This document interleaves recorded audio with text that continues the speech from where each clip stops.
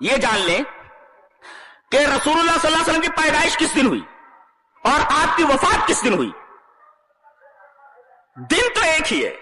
یہ عجیب اتفاق ہے کہ پیر کے دن نبی کریم صلی اللہ علیہ وسلم کی پیدائش ہوئی اور پیر ہی کے دن آپ پر قرآن اترنا شروع ہوا. پیر کے دن ہی نبی کریم صلی اللہ علیہ وسلم نے ہجرت فرمائی اور پیر کے دن ہی آپ صلی اللہ علیہ وسلم کی وفات ہوئی. گویا کہ پیدائش کا دن پیر ہے اور انتقال کا دن بھی پیر ہے. اتنا معلوم ہوا. لیکن دن تو متعین ہے، پیر پیدائش کا دن بھی اور وفات کا دن بھی، دونوں پیر ہی کا دن ہے. لیکن تاریخ میں اختلاف ہے. امام سہیلی کی ایک کتاب ہے الروض الانف، اس کو بعض لوگ الروض الانف پڑھتے، غلط ہے وہ. الروض الانف، انف کا مطلب ہوتا ہے الجدید، یعنی الروض الانف کا مطلب ہوتا ہے نرسری. نرسری یعنی بالکل نیا باغ، نیا باغ. الانف الجدید اور الروض مانے باغ. تو نئے باغات اگر اس کو جمع مان لیا جائے تو الروض کو، تو الروض الانف، اس لیے کہ انف یہ جمع کی بھی صفت آتی ہے اور واحد کی بھی صفت آتی ہے. الکلؤ الانف بھی بولتے نئی نئی گھاس کو جی. تو یہ واحد کی بھی صفت بن جاتی ہے اور جمع کی بھی صفت بن جاتی ہے. تو گویا کہ الروض الانف نئے نئے باغ، نئے نئے گارڈنز. تو الروض الانف ان کی کتاب کا نام ہے، بہت پیارا نام ہے، نرسری، نیا باغ.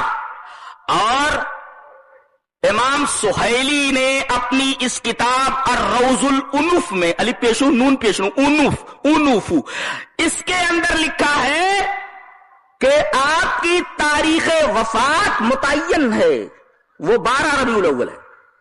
ہاں، جس دن انتقال ہوا، جس دن انتقال ہوا اس کی تاریخ متعین ہے، وہ 12 ربیع الاول ہے. لیکن آپ کی تاریخ پیدائش میں جتنی سندیں موجود ہیں اس سلسلے میں علامہ البانی رحمہ اللہ وقت کا بہت بڑا محقق، بہت بڑا محدث، اور جس حدیث کی سند کے بارے میں وہ کہہ دے کہ یہ صحیح ہے، یہ حسن ہے، تو اچھے اچھے لوگ اس سند پر اعتراض کرنے کے لیے ایک مرتبہ نہیں 100 مرتبہ سوچیں گے. اتنا بڑا محدث ہے.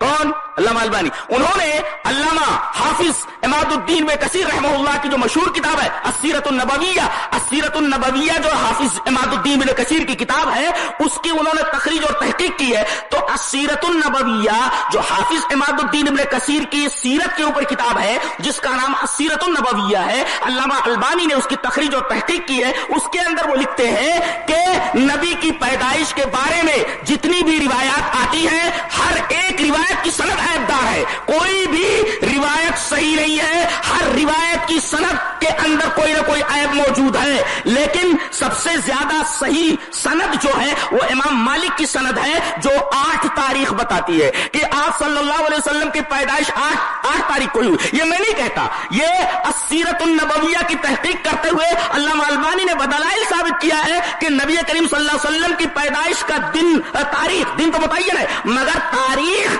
یہ 8 ہے اور یہ امام مالک کی سند ہے 8 والی جو صحیح ہے. بقیہ اور سندیں 12 وغیرہ کی تمام سندیں عیبدار ہیں. لہذا اگر صحیح سند والی روایت کو مان لیا جائے تو آپ کی تاریخ پیدائش 8 ہے. تو یہ 12 جو آپ منا رہے ہیں، سوال یہ ہے کہ یہ آپ تاریخ وفات پر خوشی منا رہے ہیں یا تاریخ پیدائش پر؟ جواب دیا جائے اور قیامت تک اس کا جواب لانا ناممکنات میں سے. اس لیے کہ جو ہم دلیل پیش کرتے ہیں بہت مضبوط ہوتی ہے، اس کو قطع کرنے کے لیے بہت بڑا جگر چاہیے، بہت بڑا دل گردہ چاہیے. جی، یہ غیر نتو خیر لوگوں کی بس کی بات نہیں ہے.